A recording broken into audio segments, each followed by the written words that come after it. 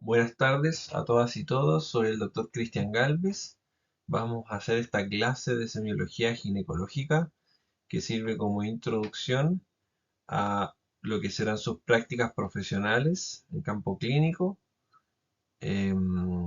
Y esta clase va a ser la primera formalmente del integrado y va a ser evaluada en la primera parcial del integrado de reproducción humana. La tabla de contenidos, algunos elementos de anamnesis, otros de examen físico y algunos de procedimientos complementarios que me parece importante que conozcan a la hora de enfrentarse ya en la práctica con las matronas, con los ginecólogos y con las pacientes. Desde el punto de vista de la anamnesis, muy importante siempre tratar de mirar a la paciente especialmente, no al acompañante, a la paciente. Secundariamente también hay que prestar atención al acompañante y evitar escribir dentro de lo posible mientras las personas nos estén conversando. Podemos hacer preguntas, podemos escuchar, prestar atención. Hay elementos importantes que tenemos que visualizar, no solo oír. Y luego ustedes pueden registrar un resumen de lo que le acaban de decir. También es muy importante que ojalá no entrevisten a las pacientes cuando se están ubicando en la camilla, cuando se están sacando la ropa. Eh, Hay momentos y lugares como para generar ese espacio de confianza y de entendimiento eh, que no se debiesen realizar cuando la paciente la estamos examinando, por ejemplo. Y la segunda lámina tiene que ver con lo que les comentaba anteriormente, de ojalá que la persona sienta que uno está interesado en lo que te está diciendo y que por lo tanto estamos haciendo un contacto visual. Eso nos ayuda muchísimo desde el punto de vista de la cercanía, de la empatía y de transmitir confianza. De los datos de identificación es importante para nosotros recabar el nombre social, como la persona eh, le llaman, como le gusta que le llamen, su edad, su género, cómo se define ella, su dirección, su teléfono, algún correo electrónico. ¿Cuál es el sentido? Poder tener acceso a poder ubicarla en el caso que sea necesario, ya sea para algún procedimiento, examen o algún resultado. Entrando en los motivos de consulta, hay múltiples motivos de consulta en nuestra especialidad en ginecología y obstetricia. Acá creo que puse los más frecuentes. Las pacientes pueden venir, las usuarias, y con cada vez mayor frecuencia, solamente para decir que viene a controlarse, viene a un chequeo, quiere saber qué es lo que necesita eh, evaluar para que esté segura que está bien. También hay una consulta de planificación familiar, que quiere decir cómo ella va a manejar su vida reproductiva, si es que va a usar algún anticonceptivo, si desea cuidarse, qué alternativas hay, para poder tener ojalá un embarazo cuando lo estime conveniente, cuando sea un deseo, ya sea personal o de pareja. Puede ser un control de embarazo, puede ser un sangrado uterino anormal. Ahí a continuación vienen ya algunos de los síntomas o signos más frecuentes que vamos a encontrar. El sangrado uterino normal, la leucorrea o flujos blancos por la vagina, dolor pelviano, ese dolor hipogástrico, distensión abdominal, síndrome climatérico con múltiples posibilidades, ya sean síntomas vasomotores, síntomas urogenitales, síntomas de la esfera emocional. Luego infertilidad, imposibilidad de quedar embarazada o eh, múltiples pérdidas que ha tenido en este intento. Prolapso genital, las pacientes relatan un bulto, algo que pesa en la vagina. Escapes de orina, incontinencia de orina, que puede ser de esfuerzo o de urgencia principalmente, que las que van a detallar en las clases más adelante. Consultas de sexualidad, hay consultas por alteración de líbido, por actividad no placentera, etcétera. Y patología mamaria, evidentemente, lo más frecuente de encontrar es palpación, se tocan alguna masa, algún aumento de volumen, pero también dolor. Y acá pusimos algunas cosas de vocabulario que es importante conocer.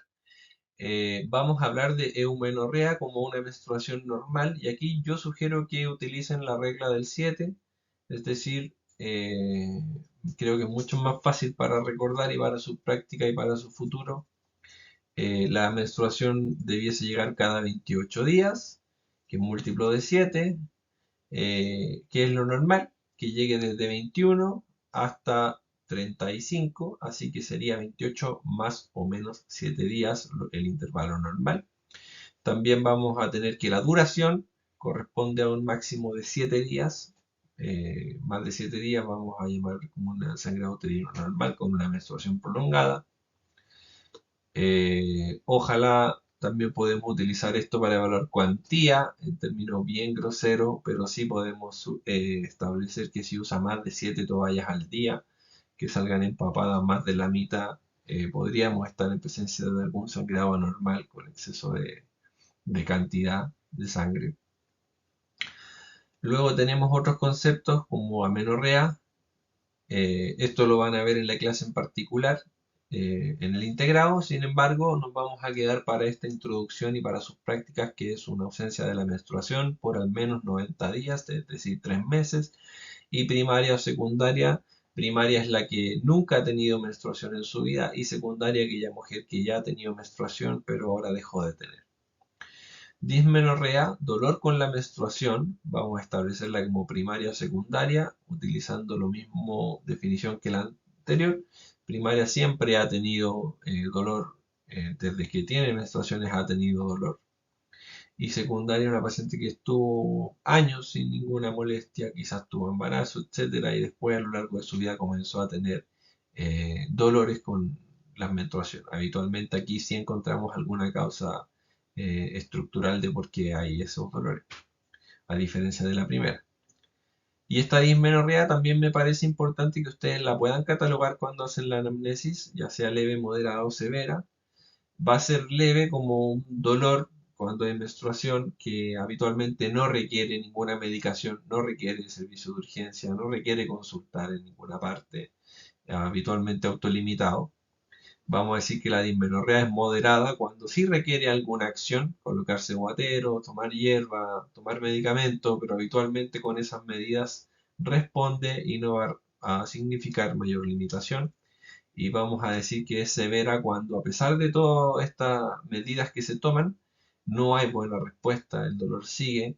Habitualmente estas mujeres tienen ausentismo, ya sea académico, laboral, afecta su calidad de vida. Estas pacientes consultan en servicios de urgencia para lograr manejar esos síntomas. Dispareunia es el dolor durante la relación sexual. Es importante que ustedes también puedan especificar ese síntoma, si la dispareunia es desde siempre o desde hace poco, si es solamente al inicio o si es toda la actividad sexual, o también persiste el dolor después de terminada la actividad sexual. Si esta dispareunia determina que no pueda tener actividad placentera o igual logra tener actividad placentera a pesar de que haya dolor. Todos estos elementos, vamos a ver en clases en el integrado, nos van a orientar hacia distintas etiologías de ese dolor. Vaginismo es un espasmo involuntario vaginal durante la relación sexual que impide la penetración o la dificulta. Infertilidad, por lo pronto nos vamos a quedar con que es la incapacidad de quedar embarazada a pesar de tener relaciones sexuales frecuentes, que está establecido como 3 veces a la semana. Y sin protección, sin uso de anticonceptivo durante al menos un año. Esta como definición macro, y luego en las clases específicas vamos a ver algunos escenarios distintos.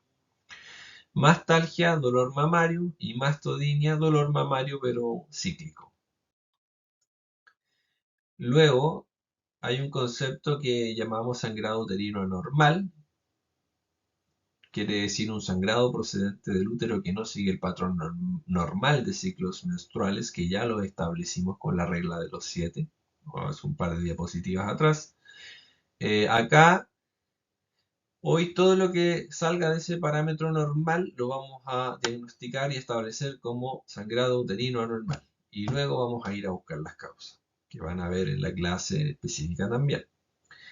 Sin embargo, hay muchos conceptos que se usaban antes para hablar de cuál era la alteración que ocurría en el sangrado uterino normal. Hoy no se sugiere utilizarlas como diagnóstico sindromático o como diagnóstico, pero sí las pueden especificar. Si ustedes ven a una paciente, la entrevistan y les dice sangrado, que está con alteración en la menstruación, ustedes pueden poner sangrado uterino normal, coma, caracterizado por ejemplo, hipermenorrea. Y vamos a quedar claros todos de que hay un sangrado excesivo con intervalos normales, como dice en la primera fila. Y aparte que estos conceptos están bien arraigados en el equipo tanto de ginecólogos como de matronas, así que es muy probable que esto salga y lo puedan ver en las fichas y para que ustedes sepan a qué se están refiriendo con aquellos.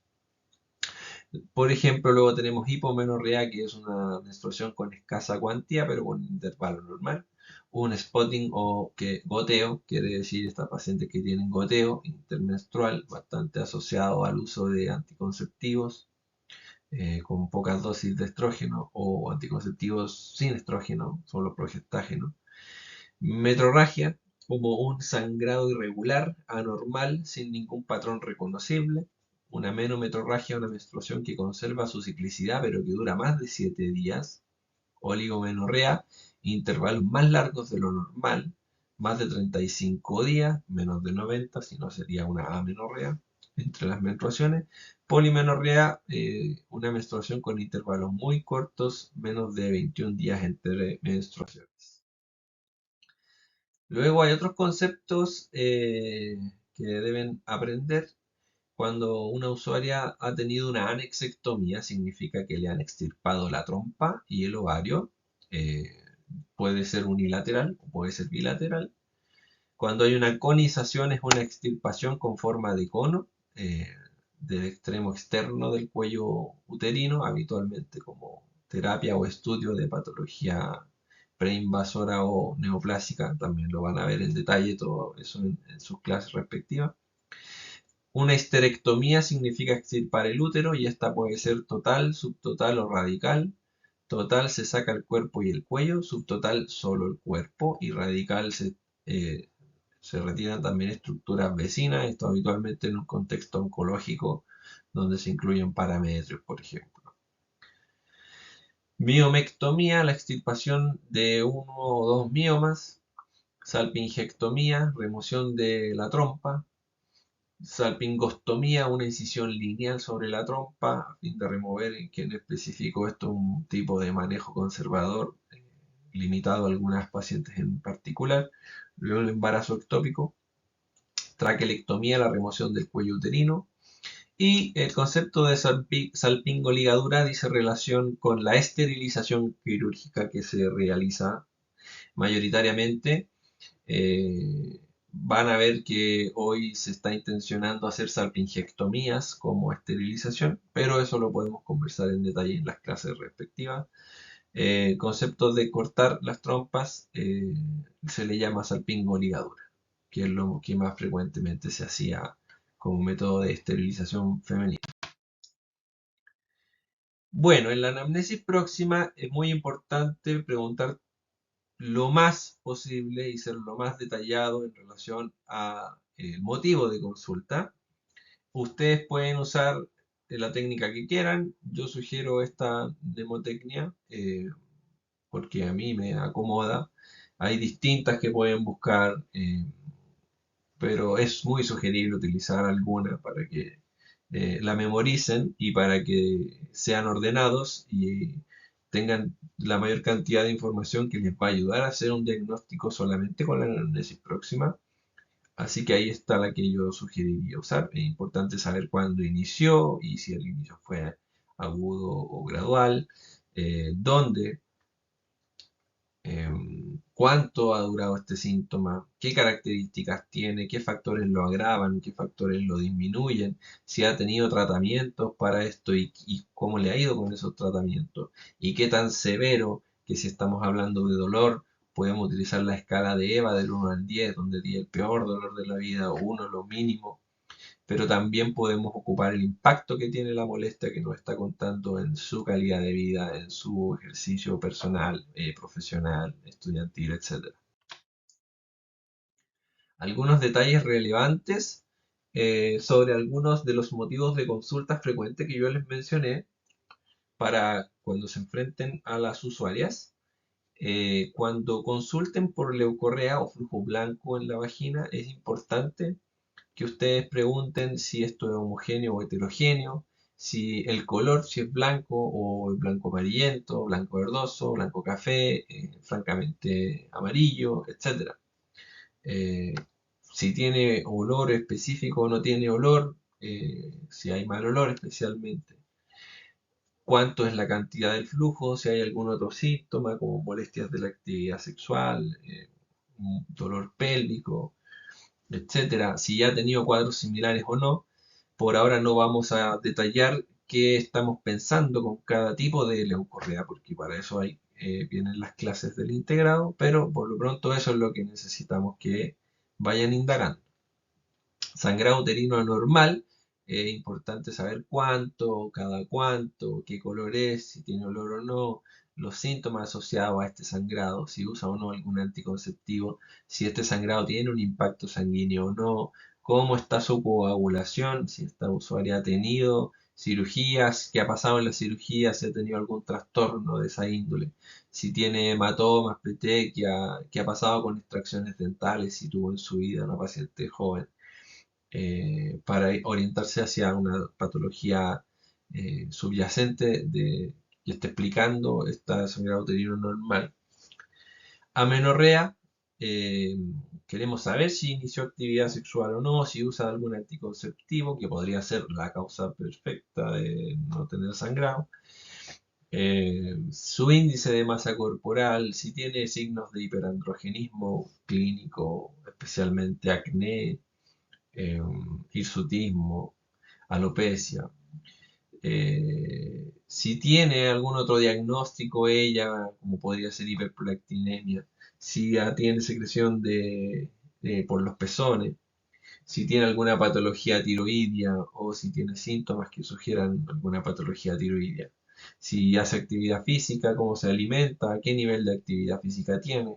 Todo de nuevo, cada cosa que aquí aparezca nos va a orientar hacia la causa. Por lo pronto, solo repasar las cosas que necesitan preguntar para poder obtener la mayor cantidad de información. Sobre la incontinencia urinaria, tenemos de esfuerzo y de urgencia, las más frecuentes. Si se le escapa pipí cuando tose, cuando se ríe, cuando hace algún ejercicio, cuando va al gimnasio. Si no se le escapa en esos contextos, sino que más bien el escape de orina es cuando siente muchas ganas de hacer pipí, está lo más tranquila, siente muchas ganas y tiene que correr al baño. Si alcanza a llegar solamente va a ser una urgencia miccional, pero si no alcanza a llegar le vamos a decir urge incontinencia. Hay una escala de severidad que está escrita aquí que la pueden buscar en internet para calcular la severidad de la incontinencia urinaria. Se multiplica la cantidad de lo que se pierde por la frecuencia de veces que ocurre.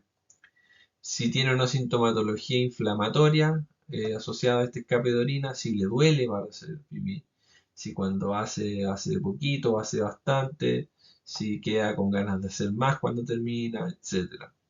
Si le han hecho exámenes de orina o no, van a notar ustedes que es frecuente que estas pacientes consulten y hayan tenido un par de visitas antes y nadie haya solicitado o se haya solicitado y la usuaria no se haya hecho sus exámenes de orina, que es como lo inicial, ¿cierto? Si tiene patologías concomitantes o no, por ejemplo, vamos a mencionar la diabetes como la más importante aquí, que pudiese significar infecciones recurrentes o que por sí solo un nivel descompensado podría generar una poliuria. POP, prolapso de órganos pélvicos. Queremos saber qué compartimento está comprometido, aplicar ojalá el POP-Q para orientarse en relación a lo mismo y a la severidad. Si este prolapso está asociado con incontinencias de orina, incontinencia fecal, climacturia, si hay alguna dificultad urinaria, fecal o sexual, secundaria a este prolapso. Y lo de la dispareunia, bueno, lo mismo que mencioné anteriormente. También queremos especificar por ejemplo, le pueden preguntar, de 10 veces que usted tiene actividad sexual seguida, ¿cuántas veces duele? Eso es importante para hacernos una idea. Si hay posiciones que duelan más que otras o no. Si ha sido con todas las parejas o no. Y lo otro ya lo había comentado en un par de diapositivas atrás. En la anamnesis remota vamos a querer conocer si la usuaria tiene alguna enfermedad crónica, si ha sido operada de algo, qué fármacos utiliza, si ha tenido eventos tromboembólicos, trombosis, infartos, si tiene alguna alergia farmacológica, sus hábitos, consumo de tabaco, alcohol, marihuana, otras drogas, actividad física, alimentación, si tiene algún tipo de restricción.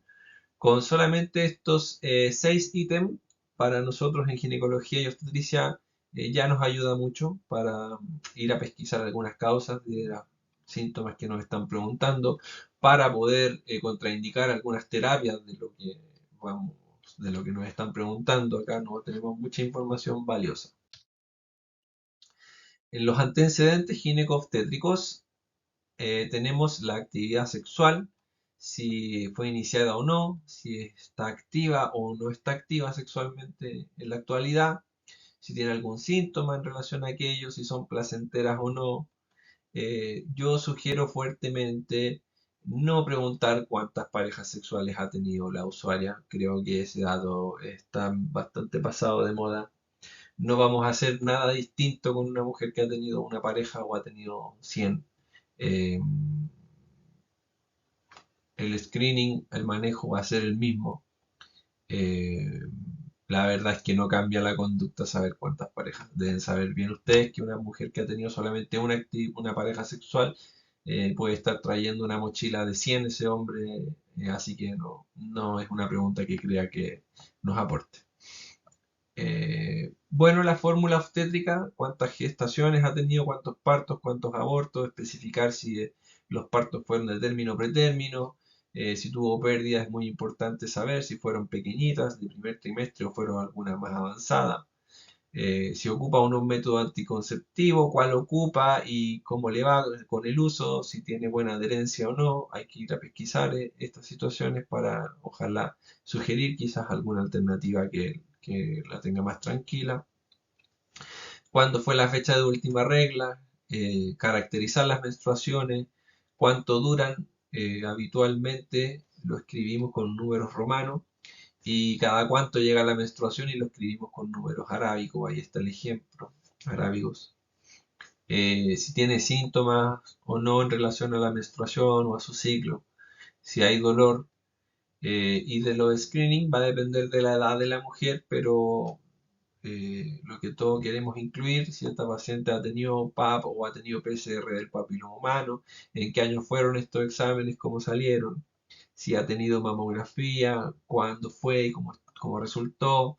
Después ustedes van a aprender qué métodos son los más recomendables, en qué edades se utilizan los métodos, para qué nos sirven, cuánto tiempo tienen de validez, etc. Si ha tenido inmunizaciones o no, especialmente la del papiloma humano, y cuál tuvo, y si ha tenido en su historial infecciones de transmisión sexual conocidas o enfermedades inflamatorias pélvicas. A nivel del examen físico, siempre vamos a explicar, hay que explicar todo lo que uno va a hacer, por qué lo va a hacer. El examen físico comienza antes del saludo, se completa guiado por el motivo de consulta.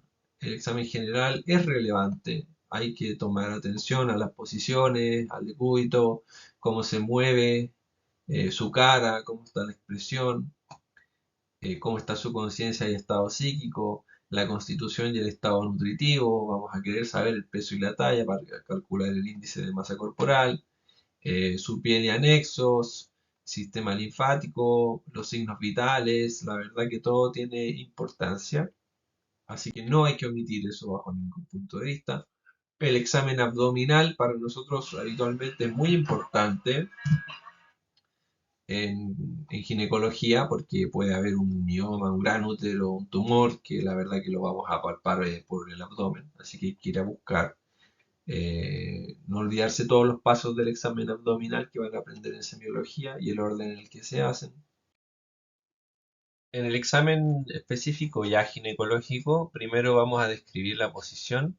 Usamos la posición de litotomía, posición ginecológica en decúbito dorsal, con flexión de las piernas sobre los muslos, estando estos en abducción y flexión en ángulo recto con las caderas.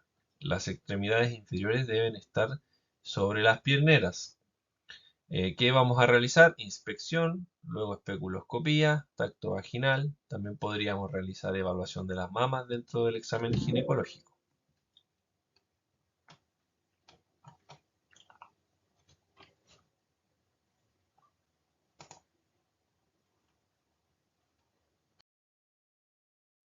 Esta es la posición que les comentaba, que describía en la diapositiva anterior.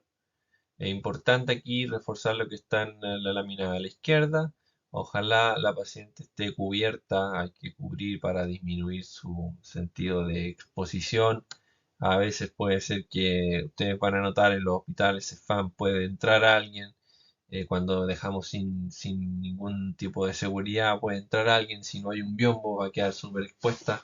A veces hay estudiantes como ustedes mismos, entonces hay que tratar de cubrirla lo más posible eh, para su comodidad. Siempre ser cuidadosos, sean muy cuidadosos. En cualquier tipo de examen físico hay que ser cuidadoso, pero en el ginecológico con mayor razón aún. En la inspección vamos a separar con el pulgar y el dedo medio de la otra mano. Si vamos a palpar, vamos a hacerlo con el índice. Acá están las estructuras anatómicas de los genitales externos. Es importante que por supuesto las conozcan, que sepan qué es lo normal, para que luego sepan qué es lo anormal. La inspección vamos a mirar la vulva, los labios mayores y menores, la cara interna de los muslos, la región perineal, el clítoris, el meato urinario, el vestíbulo introito. En la especuloscopía, primero que todo, avisar que el instrumento va a estar frío. Hay que ayudarse con los dedos pulgar medio y anular de la mano izquierda para abrir los labios menores. Esto va a mejorar la inspección, va a evitar que atrapemos vellos púbicos. Vamos a colocarlo con la mano derecha. Yo sugiero colocarlo de forma oblicua, levemente oblicua, y cuando ya entramos al tercio externo de la vagina, girarlo levemente para que quede horizontal. No sugiero incorporarlo totalmente sagital y luego hacer una rotación de 90 grados, me parece mucho y a veces eso incomoda. La verdad que oblicuo creo que anda sin ninguna dificultad. Siempre con tiempo. Acá el tiempo es muy importante en ginecología, tanto para el examen como para las ecografías. Si ustedes andan haciendo las cosas apurado, claramente va a molestar más. Así que aquí hay que tomarse el tiempo. Estos son pasos lentos para que no moleste. Cuando esté introducido el espéculo, hay que presionar con la paleta posterior. Eh, Siempre vamos a ir como bajando un poquitito el espéculo para que se deslice por la pared posterior, que es la zona con menos inervación. La mayoría de las pacientes tienen un útero en ABF, el cuello cae hacia posterior, así que habitualmente vamos a encontrar el cuello también haciendo eso, yéndonos pegadito por la pared posterior hasta que topemos con algo. Abrimos el espéculo suavemente y el cuello debería caer justamente al medio de las paletas del espéculo, quedar a la vista nuestra. Cuando veamos el cuello hay que atornillar el espéculo, que es el tornillo está ahí al ladito para poder fijarlo. Eh, Cuando vamos a retirar el espéculo, vamos a soltar ese tornillo antes, pero recordar, y esto es muy importante, nunca retirarlo abierto, porque eso sí que va a generar mucho dolor. Hay que soltar el tornillo para que se empiece a cerrar las paletas del espéculo. Yo sugiero evitar que se cierre por completo para no atrapar mucosa o vello, sino siempre sostener con el pulgar en la paletita para que siempre se retire mínimamente abierto. Siempre en forma lenta y aprovechando de inspeccionar las paredes vaginales. Hay distintos tipos de espéculos, ahí tienen los más frecuentes. Eh, no sé cuáles van a tener en sus centros de atención primaria, lo que más tenemos nosotros es Graves y Collins, desechables no tenemos. Y hay distintos tamaños y esto también es importante. Idealmente ustedes pueden, luego de inspeccionar, en el paso número 1 del examen específico ginecológico, determinar qué espéculo van a utilizar. En el mundo ideal, con mucho recurso, con tiempo, que es lo que esperamos, partir con el más pequeño, que va a incomodar menos, y lo más probable es que sea suficiente para poder realizar el examen físico o tomar la citología, el PCR, el BPH, lo que sea. Y si no lo logran, bueno, tratar de insistir con mejorando elementos de la técnica, pero si no, bueno, pasar a uno más grande, pero no partir con el más grande porque va a generar incomodidad gratuita. Dentro del instrumental más frecuente de uso hay que saber reconocer a la pinza POSI, que habitualmente se usa para pinzar el cuello del útero. La pinza Fester, que podría tomarse, por ejemplo, para retirar un pólipo que esté en expulsión, un pólipo endocervical. Una pinza Bosseman, por ejemplo, que yo la ocupo más que todo para curvar las cánulas cuando voy a hacer algún tipo de examen o procedimiento. Y el histerómetro que nos sirve para medir la longitud del- del útero o para permeabilizar el orificio cervical eh, interno. Así que la idea es que conozcan estas pinzas, sepan cómo se llama cada una porque se las pueden pedir cuando estén en práctica. El tacto vaginal es bimanual. Lo ideal, lo que está escrito es que con la mano derecha o la mano hábil del evaluador vamos a palpar el abdomen y la otra mano va intravaginal. Lo que debemos evaluar, y ahí están los monitos, hay que ir a evaluar el cuello del útero, su consistencia, regularidad, posición, tamaño. Puede haber un tumor en el cuello del útero, claramente, así que todo eso. Si se mueve o no se mueve, si hay dolor o no hay dolor. Vamos a palpar el útero en su cuerpo, lo mismo, forma, tamaño, posición. Ir a tratar de palpar los anexos y parametrios, lo cual va a ser complejo, especialmente para ustedes, pero si hay alguna tumoración relevante, se va a facilitar bastante el hallazgo. Y dentro de los procedimientos complementarios, eh, la ecografía es lo más utilizado en nuestra especialidad, lejos. Es un examen excelente. La verdad es que la resolución que tenemos en los equipos modernos de ecografía es muy alta. Están muy disponibles los ecógrafos tanto en atención primaria como en los hospitales o en el mundo privado. Así que es una gran herramienta muy disponible. eh, Casi nunca es molesto si uno lo hace con tiempo, con delicadeza, con las técnicas que corresponden. Y nos ayuda a tener diagnósticos con una muy alta sensibilidad y especificidad. Así que es una gran herramienta. Esto funciona con ondas sonoras de alta frecuencia que hacen eco en las estructuras corporales, permitiendo su visualización dinámica en una pantalla. Vamos a decir que una imagen es econegativa o anecogénica cuando se ve negra, correspondiendo habitualmente a líquido. En cambio es ecopositiva o refringente cuando se ve blanca, correspondiendo habitualmente a algo sólido. El transductor transvaginal es de elección para la evaluación ginecológica y permite evaluar con muy elevada sensibilidad y especificidad el útero, las características del endometrio, los anexos, líquido libre, etc. Hay distintas vías de abordaje de la ecografía. La más utilizada es la vía transvaginal. Para la vía transvaginal o la vía transrectal usamos un transductor intracavitario, también le llaman transvaginal, y para la vía abdominal usamos un transductor convexo.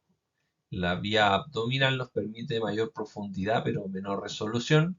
Cuando es por vía abdominal utilizamos vejiga llena para que nos sirva de ventana acústica. En algunos casos puntuales, especialmente cuando la paciente no ha iniciado actividad sexual, prefiere este tipo de evaluación. Y con la ecografía podemos hacer distintas cosas, como una ecografía transvaginal ginecológica común, como ecografías obstétricas, podemos hacer ecografías en 3D, en 4D también, que es lo mismo que 3D, pero en movimiento en tiempo real, y eso es lo más que hay, no tenemos más D, por si acaso escuchan por ahí, no existe.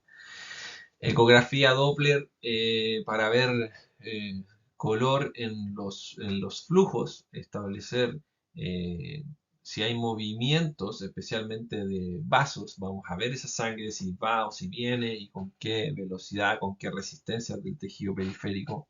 Hay mediciones que podemos hacer al respecto. Podemos hacer una ecografía extendida con preparación intestinal, especialmente en las pacientes con sospecha o con diagnóstico de endometriosis, donde vamos a mirar la vejiga, los uréteres, la pared rectal. Podemos hacer histerosonografía, que significa evaluar bien la cavidad endometrial colocando suero fisiológico a través de una cánula. O podemos hacer una histerosalpingosonografía con un gel hiperrefringente, poder evaluar si las trompas están permeables. Vamos a seguir ese gel con el transductor, cómo va por las trompas y cómo cae ahí por las fimbrias cerca de los ovarios. Así que acá hay algunas imágenes de ecografías que hemos realizado en el Hospital de los Andes. Podemos ver las estructuras, en el caso izquierdo ambos ovarios, un implante de endometriosis al medio, los ovarios traccionados junto hacia atrás y a ese implante, corte sagital, la imagen de la derecha, el mismo implante de endometriosis, que esta zona negra lo vamos a escribir como hipoecogénica porque no es totalmente negra, no es anicogénica, tiene un poco de densidad. Así que bueno, esas cosas ya no tan frecuentes y bien llamativas, eh, pero hasta para eso nos puede ayudar muchísimo la ecografía. Procedimientos complementarios, también tenemos el PAP y el PCR por papiloma. El PAP es una citología, que es un examen que permite detectar células anormales en el cuello del útero, las que podrían causar cáncer cervical. Esta prueba se realiza en una revisión ginecológica, no causa dolor, es muy rápido de realizar, solo necesitamos el espéculo y los implementos que van a ver ustedes en los distintos centros de atención primaria. La idea es disminuir la tasa de mortalidad e incidencia de cáncer de cuello uterino, detectar temprano esta enfermedad. Es un examen que tiene limitaciones, la sensibilidad no es tan buena, puede estar entre un 60 y un 70% dependiendo del centro donde se realice, pero un valor bastante alejado de lo óptimo. Así que uno podría tener usuarias, y existen de hecho con su papa al día, y que después de un momento a otro se pesquisa una patología neoplásica en el cervicuterina. Así que bueno, por eso y por muchos otros motivos se desarrolló esta técnica de PCR del papiloma humano para buscar la presencia del virus del papiloma humano en el cuello del útero. Y acá lo mismo que las famosas PCRs del COVID, vamos a ir a buscar material genético de un virus.